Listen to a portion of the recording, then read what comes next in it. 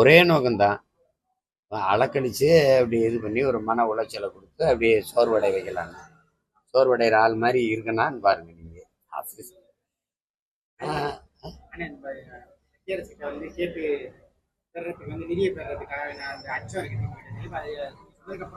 ஆலோசனை நடக்குது.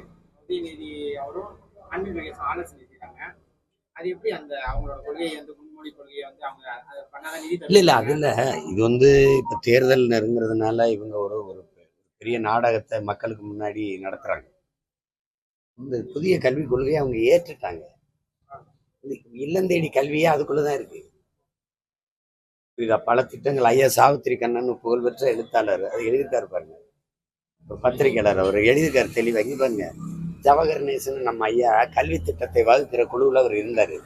அவர் ஏன் வெளியேறினாருன்னு கேட்டீங்களா, அவர் வேணாம் அந்த பொறுப்புலேருந்து விலகுறேன். அவர் வெளியில் வந்து கொடுத்த பேட்டி, புதிய கல்விக் கொள்கையை இந்த அரசு அப்படியே ஏற்குது, அதுக்கப்புறம் நம்ம ஒரு கல்வி திட்டத்தை வகுக்கிறோம்ங்கிறது வேடிக்கையானதுன்னு வெளியேறிட்டாரு. இந்த நாட்டில் இருக்கிற மிகப்பெரிய கல்வியாளர்கள்லாம் சொன்ன ஒரு பொது அறிவிப்பு என்னன்னா, இந்த கல்விக் கொள்கை நம் பிள்ளைகளுக்கு எழுதி வைக்கிற மரண சாசனம்னு. புரியுதா அண்ணன் சொல்றது? நான் ஏன் எதுக்குறேன்னு புரியுதா? அப்ப அதனால இவங்க வந்து சும்மா நடிக்கிறாங்க. அதுல சமஸ்கிருதம் இருக்குது. அதுல இப்ப நீங்க உங்க கல்விக் கொள்கையில இந்தியாவின் வரலாறு என்பதே வட இந்திய வரலாறு தான். ஏன் வரலாறு வருமா?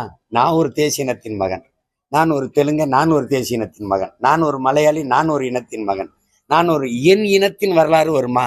அதனாலதான் நம்ம எதிர்க்கிறோம். நீங்க வந்து சும்மா இப்ப தேர்தல் வரும்போது நான் இந்தி எதிர்க்கு, நீங்க உண்மையிலே உளமாற இந்தி எதிர்க்கிறீங்களா? அதான் நீங்க கேள்வி. நீங்க எதிர்கட்சியா இருக்கும்போது இந்தி தெரியாது போடான்னு நீங்க கோபேக் மோடி நீங்க, அப்புறம் நீங்க ஆட்சிக்கு வந்தோன்னா வெல்கம் மோடி நீங்க.